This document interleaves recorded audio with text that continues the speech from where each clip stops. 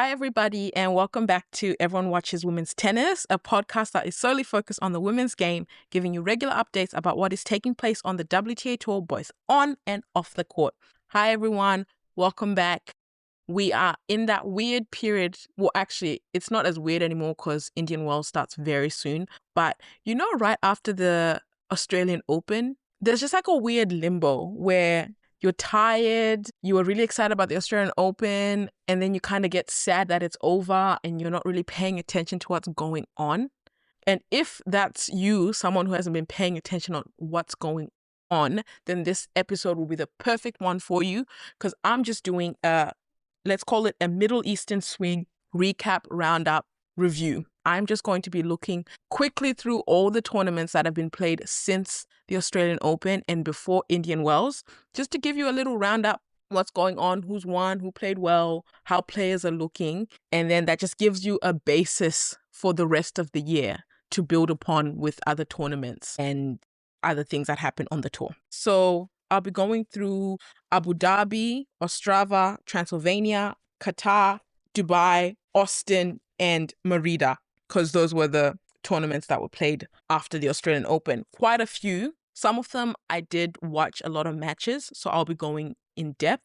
Some of them I didn't watch any matches, so I will just be giving you just a quick little overview of what happened. It's quite difficult because, again, there's a time difference, but also there's only one app to watch tennis tournaments here in Australia, and it's called beIN Sports. And with that, it doesn't make every single match available. It's only the ones that they want to highlight.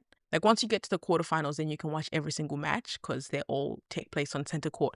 But before that, you just watch whatever match they give you, which can be really difficult when, in my opinion, they pick some of the wrong matches to put on. But that's neither here nor there. For slams, it's a lot better. I use Stan Sport. Well, that's the only thing you can really use, Stan Sport. And Stan Sport literally has every single match, the slam, so you can pick and choose whatever you want to watch. Oh, before I go on, please make sure to download this episode, leave a review, 5 stars if you haven't, and also just like this episode on whatever platform you use to listen to your podcast. And then also on YouTube, if you can go subscribe and like any of the podcast episodes I've posted, it would be much appreciated.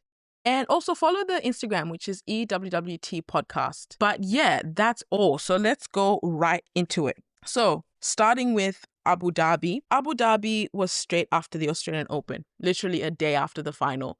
And there were a few players that were said they were going to play and then obviously didn't. Elena Rybakina said she was going to play because she's registered for every single tournament, but obviously she won. So I don't think she's going to make that journey over to Abu Dhabi for that tournament. But in Abu Dhabi, the top seeds were Badosa at 8, Ostapenko 7, Fernandez 6, Samsonova 5, Emma Navarro 4, Clara Towson 3, and Ekaterina Alexandrova 2. And the defending champion, Belinda Bencic, was the number 1 seed, but she didn't end up playing due to illness. So we just had those 7 people seeded. And with that tournament, the final was ultimately between qualifier Sara Bejlek, who's from the Czech Republic, versus Ekaterina Alexandrova. And Bejlek won that match 7-6, 6-1. It was really, really impressive win from the Czech because she actually played qualifiers. And then on her way to the title, she beat 3 seeds. So Ostapenko in the second round, then she beat Clara Towson in the semifinal, and then obviously beat Alexandrova in the final. And that's her first WTA singles title. So as I said, she won the tournament as a qualifier. And when she entered the tournament, she was actually ranked 101. And then by winning, she moved about 60 places into the top 40. And it's honestly such a boost because I don't think we put as much emphasis on winning 500 and 250 tournaments. But for some players, for all the players, it's a really big deal and really, really important and can be a big part in building your career, but then also building your ranking to hopefully get into a place where you don't have to play qualifiers anymore. You can get in the draw for slams straight away and maybe even be seeded. So hopefully this is a big boost for the rest of her year and just her tennis career. And then on the flip side of that very impressive win from Sara Bejlek is Ekaterina Alexandrova, who has now lost her 4th final in a row. And that's the 4th final she's lost in 8 months as well. And it's becoming really hard to watch because in a couple of those finals, she's gone in as the heavy favorite. And she just, I don't know what happens. She just doesn't come out on top, or she doesn't make her mark. And the first set was very, very close. Beylik ended up winning it 7-6. And then she ended up winning in straight sets, winning the second set 6-1. So after that disappointment of not winning the first set, Alexandrova just never came back to win it. And obviously making finals is an achievement in itself, and it shows that you're heading in the right direction and trajectory. But 4 in a row, I think, would be hard to take for Alexandrova. And she's a really consistent top 20 player, but she's never made it past the 4th round of a major or even made the final of 1,000. She's made like the semi-final of 1,000 on 3 occasions, but I don't know. There's another step, another level for her to go to. So we'll see. That's that. And yeah, we'll see. That's that on Katerina Alexandrova. I don't want to dwell too much. And then still in Abu Dhabi, one other player stood out for me, and that was Hailey Baptiste. She made it to the semi-finals, and that was her first career WTA semi-final. And on her way there, she beat 2 seeds. So that was Emma Navarro and Ludmila Samsonova. And then she ended up losing to Katerina Alexandrova in the semi-final in a tight 3 sets. So I'm happy to see Hailey making steady improvements, making more and more achievements, whether that be making semi-finals for the first time or making the 4th round of a slam for the first time, things like that. It's good to see because she has so much potential. I think I say this every time, so much potential. And I want to see that harnessed in the right way. And I want to see hard work behind that. So happy to see that. Hopefully just throughout the year, results just keep getting better and she builds upon them. Because sometimes I'll see players have a really good result, one that they've been waiting for a long time, and then don't do anything else after that. So hopefully in this case, Hailey can build upon this semi-final. Then the other 2 tournaments that were being played were at the same. And then moving on to the other 2 tournaments that were being played at the same time as Abu Dhabi. First one was in Ostrava, and that was obviously the Ostrava Open, which Katie Boulter won by beating Tamara Kopacz in the final in 3 sets. So the final scoreline was 5-7, 6-2, 6-1. And that earned Katie Boulter, by the way. I'm not sure if I said her last name, but that earned her 4th career title. And she's struggled for the past 18 months, especially with maintaining her ranking. Because going into quite a few slams the past 18 months, Katie was, or maybe even before the 18 months, she was seeded. But she's taken a big stumble down the rankings. So her winning these tournaments and getting a bit further in tournaments, that will really help Katie build up her ranking to where it once was. Then the other tournament was the Transylvania Open in Romania. That tournament, Sorana Căstea beat Emma Raducanu 6-love, 6-2. And it was such a brilliant win from Căstea. And for a few reasons. One, she played really, really well. And especially after that Australian Open controversy with Naomi Osaka. Then number 2, this is her last year on tour. So I think it's great for her to go out with at least one title and know that she's ending her career still playing at the highest level. And then lastly, the tournament was, as I said, in Romania. So that's her home tournament. So I think it would just be lovely send off to be able to win in front of your country and a home crowd with people backing and supporting you. But then to her opponent, Emma Raducanu, although I'd say this final and the scoreline was a routing for Emma, it was a final. And that is actually the second ever final that Emma Raducanu's been in. The first one being the US Open in 2021, which she ended up winning. So although she lost really, really badly, there's progress. And for someone like Emma who struggled with her ranking, with coaches, with consistency, with injuries, with like media and just so much attention, any progress is good progress, in my opinion. So it's good to see that from Emma. So after the Abu Dhabi Open, Ostrava and Transylvania Open, we moved on to the first 1,000 of the year. And that was the Qatar Open or Doha Open, depending on what you prefer. But It's namely the Qatar Open. And with the Qatar Open, it was the first 1,000 of the year, but there were quite a few big names missing, starting with Aryna Sabalenka. And then Jessica Pegula wasn't there either. Belinda Bencic wasn't there. Madison Keys wasn't there. So there were some of like the bigger names missing. But the top seeds were, at number 1 was Iga Swiatek. Then the second seed was Elena Rybakina. Third seed and defending champion Amanda Anisimova. Fourth seed Coco Gauff. Fifth seed Mira Andreeva. Number 6 seed was Jasmine Paolini. 7th seed was Elina Svitolina. And the 8th seed was Ekaterina Alexandrova. So the final of Qatar was played between Karolina Muchova and Victoria Mboko, who were the 14th and 10th seed respectively. And Muchova came out on top. She won that match 6-4, 7-5. So she did win in straight sets, but it was, if you look at the scoreline, there was only one break, and that didn't happen till like the end of the matches. So it was quite close. And it was a really, really massive, big and necessary win for Muchova, because it's surprisingly, which I think I knew this, like I knew the fact that this was her second title ever, but it just made no sense in my brain. So it didn't register until I literally went on her Wikipedia and I saw all the tennis channels posting that stat that she hadn't won a tournament since 2019. And it's also her biggest title to date, the 1,000. The reason I find that so surprising is because of like, she hasn't maybe won big titles, but she's been there on the big stages quite a few times. So she's been in the final of the French Open. And in that French Open, she almost won against Iga. And then she's also been in a lot of quarterfinals for slams. And then she's been in about, I think, 3 or 4 semifinals for majors as well. So that's the thing about tennis is, obviously it's an achievement to make a semifinal or a final, but if you don't win, it doesn't count. So really, really happy to see that for Muchova, just kind of having a big win and a big title on her resume, because she deserves it, in my opinion. And of course, she's someone that's always, she gets injured often, but when she's playing, she plays to a very high level and is challenging for those big titles. So it's not like, it's like as soon as she gets back from injury, she's already back at the top. Obviously, it's not that easy, but that's what it feels like and seems like.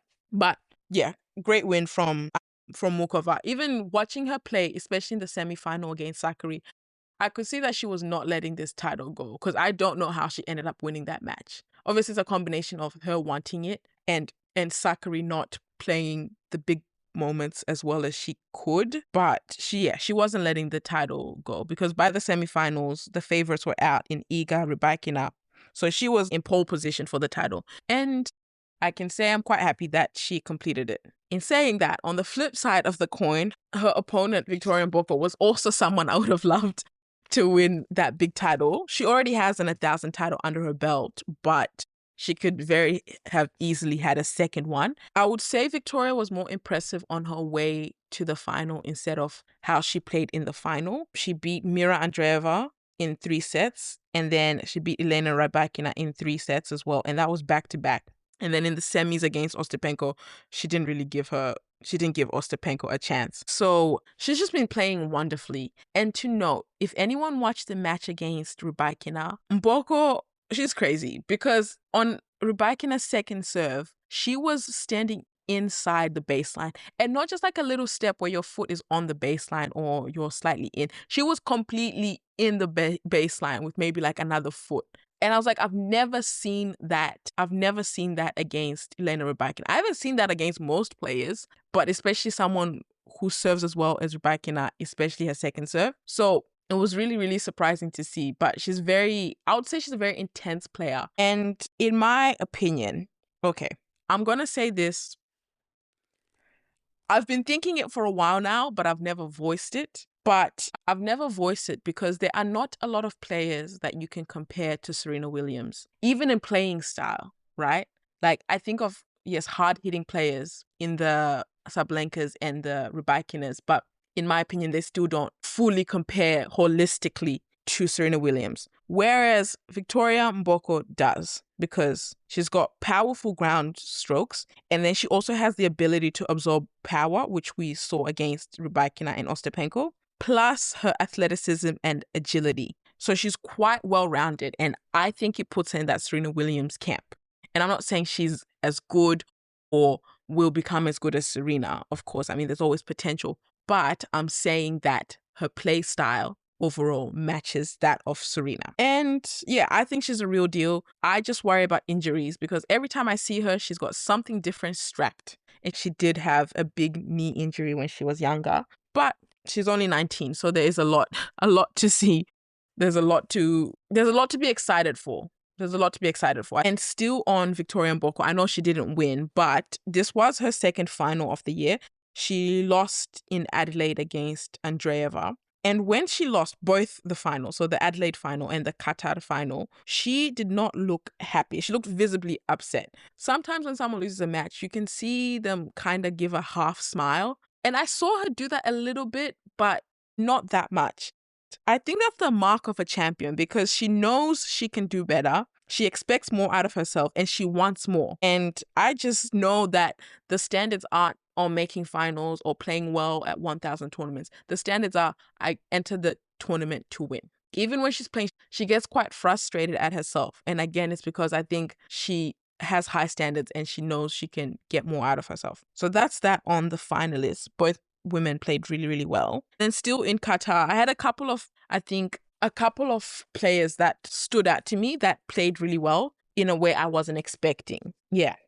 So starting with Sakkari, it kind of feels like a renaissance for Sakkari because I think when she fell down the rankings, people were doubting her. I know a lot of people online made videos or comments to her and were just doubting. And I just think those comments are super, super disrespectful to any tennis player, but especially those that have played at a high level before, that you've seen they know what it takes to get to that high level. So why are you doubting them? And then I also think a little bit of ageism plays into it. Because Maria is 30 now, I think tennis fans or the tennis audience, and I'm included in this, I think I've made comments or said something for a player just because they're 30. I think people think once a player is 30 that they start regressing immediately, but it's not that way. Like we see it in Jessica Pegula. I made comments saying, I think Jess is going to start regressing, but I have not seen that. In fact, I've actually seen her look better, be one of the best versions of herself as a player. So I don't know. Hopefully all those comments that people were saying about Maria Sakkari have lit a fire under her. But yeah, she, in this tournament in Qatar, she made it to the semis and then she ended up losing to Mukova. But making it to the semis, she beat Iga in 3 sets in the quarters. And in the second round, she also beat 7th seed Paolini in straight sets. And I think I was really impressed by Sakkari's grit and calm, especially in the match against Iga. She just kept playing her game. And because we've seen so many times Sakkari get overwhelmed by the occasion or overwhelmed by her emotions, especially against Iga. That's probably the person we've seen her do it the most against. But in this match, she was just calm. She just played her game. And that's what saw her win the match because she played her game. And then second player is Ostapenko. Great tournament, made it to the semis. And Ostapenko's weird because she's not playing at the highest singles level she's ever played. And she's not even playing, I'd say, at the second highest levels of singles she's ever played. But she still maintains a pretty good ranking whilst still playing doubles at a very, very high level. So I was just impressed by that balancing act that she puts on of making it to the semis of the single and then also making the final of the doubles. And then the last player I would say I was quite impressed by or stood out to me in this competition was Elisabetta Cocciaretto. And she's just such a lovely player. She's so respectful of her opponents, especially those that are higher ranked or those that are slam winners. She just seems really happy to be playing against them. And she's very, very respectful of them, of their talent, of their tennis. But in this tournament, she made the quarterfinals, which was her first quarterfinals in a 1,000 tournament. And she made it as a lucky loser. Actually, she didn't make it through qualifiers. She took her opportunity that she was handed and did very well with it. She made it to the quarters by beating Elsa Jacquemot, then world number 4 Coco Gauff, and then third round against Anne Lee. then she eventually lost to Ostapenko in 2 close sets. And I'm quite happy for Cocciaretto because she's had a pretty good start to the year. Number one, she won Hobart just before the Australian Open. And then she, as I said, made her first quarterfinal of 1,000 tournament. Then quickly looking at some disappointing performers, not too much in depth, but we'll start with Coco Gauff. She lost in the second round to Cocciaretto, as I just said before. And it was the second round, but she had a bye for the first round, so it was her first match. And this is the second year in a row it's happened for Coco in Qatar, where she loses straight away. And it's a little bit frustrating because I think I've mentioned before, I would really like if Coco started showing a bit more consistency throughout the whole year. I think my expectations for Coco now are a lot higher. I'm starting to expect a bit more consistency. So going into the first 1,000 of the year and losing in your first match is not the greatest. But knowing Coco, she also bounces back very quickly. Then second player, I would say disappointed me, but not even at all. I'm just putting a name down, is Iga. And that is only because it was the first time in the quarterfinal against Maria Sakkari that she lost 1,000 match after winning the first set. And this is in regards to completed matches, not where she got injured or anything. And then lastly is Rybakina. Again, I'm not really disappointed. She lost in the quarterfinals. It's not sort of bad loss. But I do feel as though when she has an opportunity to become world number 2, she doesn't take it. Because Iga lost first against Sakkari, and then Rybakina played Mboko. And if she had won that match and then gone on to win the tournament, she would have gotten her highest ranking ever, which would be world number 2. So that's frustrating. But again, the year is long, not that big of a deal. So that's rounding everything off for Qatar Open. Then moving on to the next 1,000 tournament, it was the Dubai Open in the UAE. And for the Dubai Open, the defending champion was Mira Andreeva. I will say this tournament should have been called the Dropout or the Walkover Open because there were so many people who dropped out last minute and then so many walkovers just during the tournament, which I will touch on. But with the dropouts, namely Sabalenka and Swiatek, pulled out a day before the tournament started. And I think it was quite frustrating for the event organizers because they were advertising these players and promoting them, and people paid and buy tickets to go see them. And of course, I know with the players, you always have to put your health and your tennis and everything above all else. And they do have a very long playing calendar. But again, I think it's very frustrating for the organizers. And the Dubai Tennis Association, as I said, was not happy. And they actually asked for the players to be sanctioned, which I'll be honest with you, I agree with. It's because it was quite last minute. And because it's Iga and Sabalenka, they can afford a sanction. If it was like some of these lower ranked players, I think I would be less inclined to agree with a sanction. But with the higher ranked players, I'm like, go ahead. They can afford it. You know, actions have consequences. But maybe I'm being too harsh. Let me know. And as I said, there were quite a few people that dropped out. And some, other than Sabalenka and Iga, some dropped out because they had just played in Qatar in the last days and they just couldn't match the turnover. Because the turnover is so fast. It's so fast. So that was Mukova, Sakkari, Cocciaretto pulled out because of injury, and Mboko. So Mukova and Mboko were in the final, Sakkari was in the semi-final, so it makes sense. And with walkovers, there was a total of 7 people pulled out due to, well, not pulled out, but 7 people ended a match early due to injury or illness during the tournament.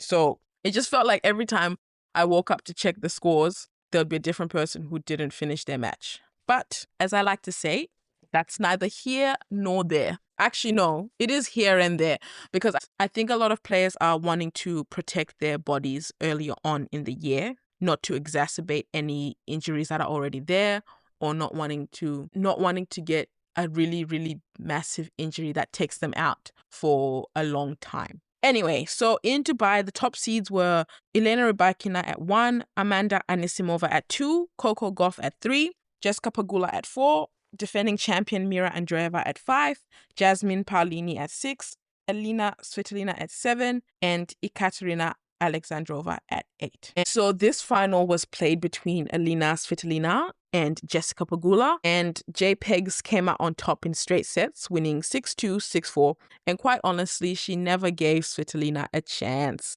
She never gave her a chance at all. But this was Jess's 4th 1000 title and her 4th big title, and she has been the standard of consistency for the past 6 months. She's made 7 semis in a row, and it just felt like she kept getting super close, and nothing was coming out of it. So I'm very, very happy to see her win this title, and it'd be a big title as well. And honestly, after the 4th round of the Australian Open, I really thought Jess was going to go on to win it, but it wasn't meant to be. So we'll see for the rest of the slams. But she's just consistent, and she's been consistent for the past 2-3 years. But I think the past 6 months, her standard of tennis has leveled up, and the results have leveled up as well. And I think I mentioned it before, but I was very wrong about Jess Pegula because I predicted that she would start declining. I think at some point last year, even at the start of this year, I predicted that, but she's proven me wrong because she seems to be going in the opposite direction. She actually is playing the tennis of her career, and I think she's looking at these next couple of years as her last shot at a major title. So we'll see what's to come of Jess. And yeah, there's not much else to say other than she's playing really well. And then moving on to Elina Svitolina, although she lost on this occasion, I think she is someone who's playing really, really well. She's been playing very, very well since the start of the year. Already won a title in Auckland, made the semifinals of Australian Open, and then made the thousands for a final. So I think she's a dark horse of any tournament she enters, honestly, because she's such a steady player, but she's also become a lot more aggressive. So we'll see what's to come of that.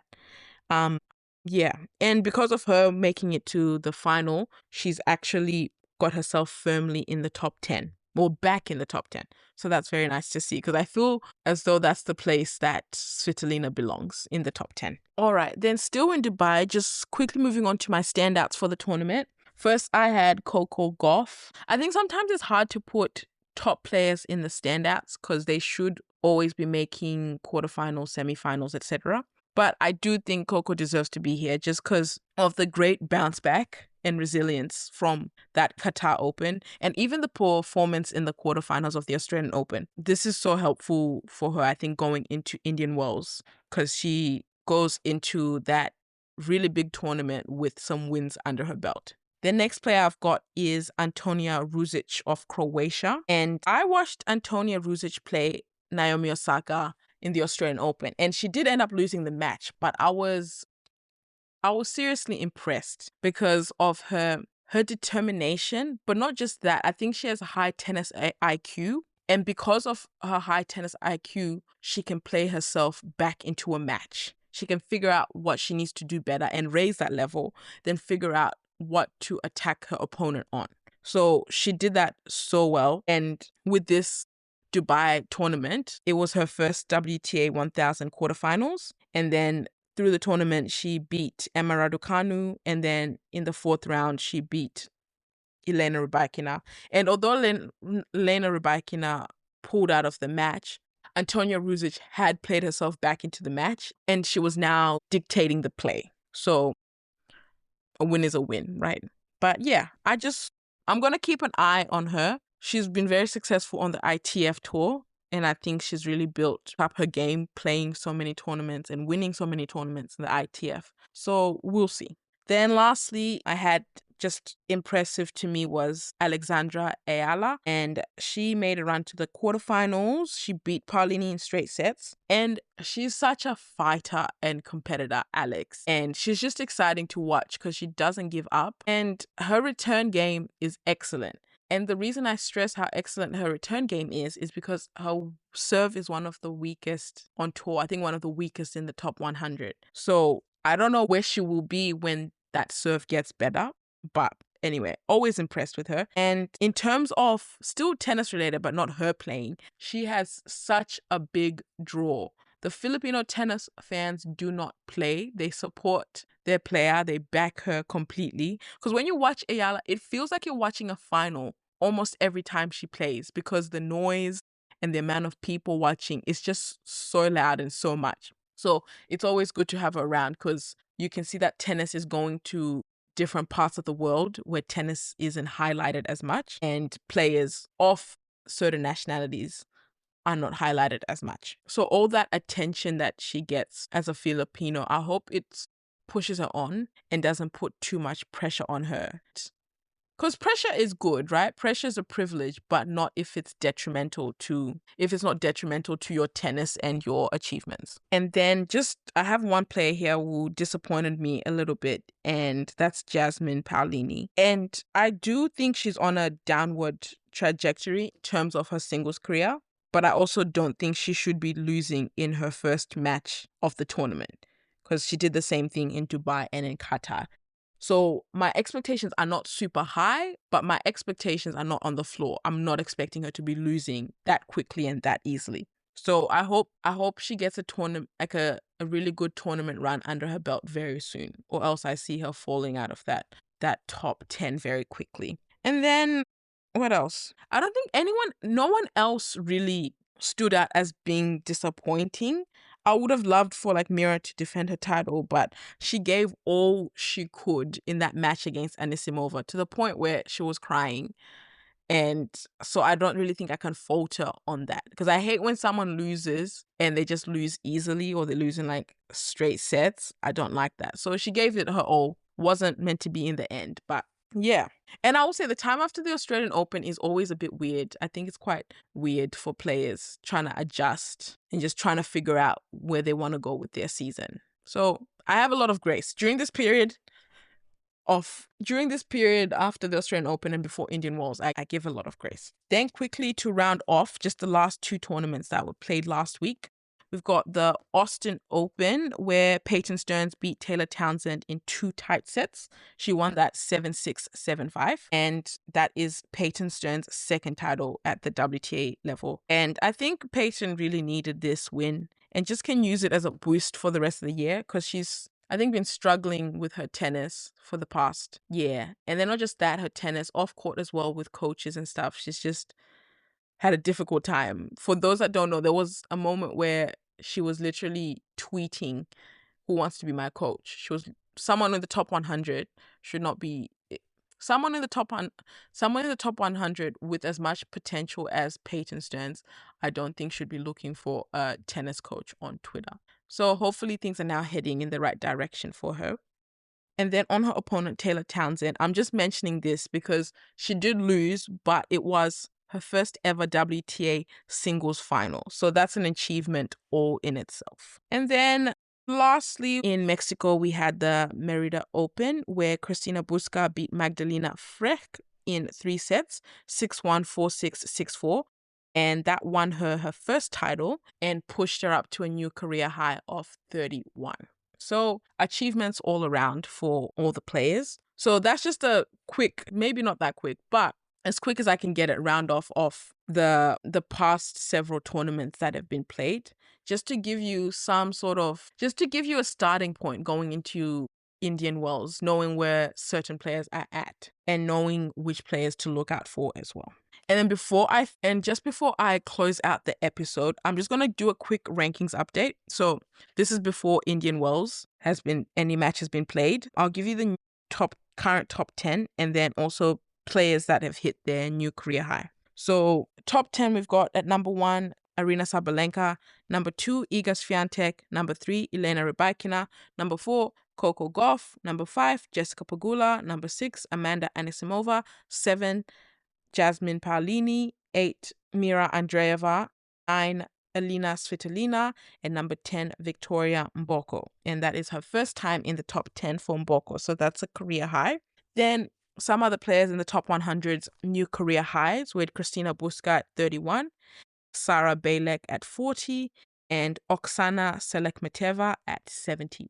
So like I said, that was just an episode to go through some of the tournaments that have been played and just to give insight and information before Indian Wells starts. And I think that's all I have to say on that. So thank you so much for listening to this episode. Make sure you download it on whatever you listen to podcasts on. So Spotify, YouTube, Apple Podcasts, Buzzsprout.